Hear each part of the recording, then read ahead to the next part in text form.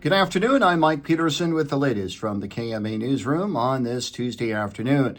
Like other school districts, Shenandoah has a wish list of items for state lawmakers next session.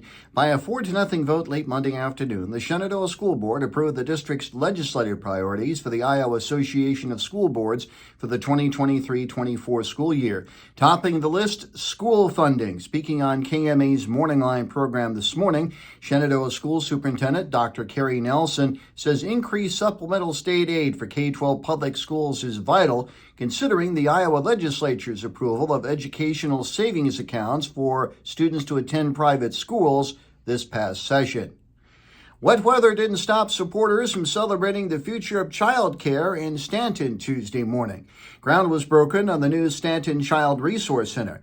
Plans call for a $3 million project to be constructed across from the existing facility, a converted restaurant. It's the first occupant of the city's new industrial park near the intersection of Highway 34 and Halland Avenue. Supporters say the project grew out of the need for storm safety for the children the facility serves. This effort began when we were really concerned about storm shelter for our children, and so we spent a lot of time trying to figure out the ways that we could put something into our current facility. And then we ended up getting more and more children, and it seemed like maybe we needed to expand and put a storm shelter in that new facility. Just over 11,000 square feet.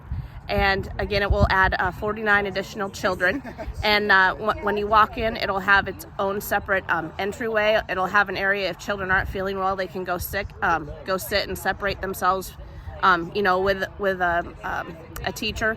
The rooms are going to be smaller so they can accommodate smaller class sizes. They'll be spread out a little bit more, and they'll have individual rooms, not an old steakhouse as it currently is. Though the current timeline calls for the building's completion next year, fundraising continues for landscaping, furnishings, playground equipment, and to address other needs. And Page County officials continue to explore ways to work with the city of Clarinda for updated law enforcement facilities.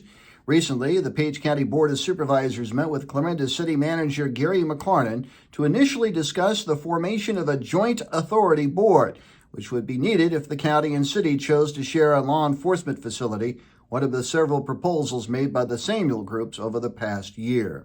KMA on-track weather, partly sunny this afternoon after our rainy start to the day, highs in the upper 70s, mostly cloudy tonight, lows in the lower 60s.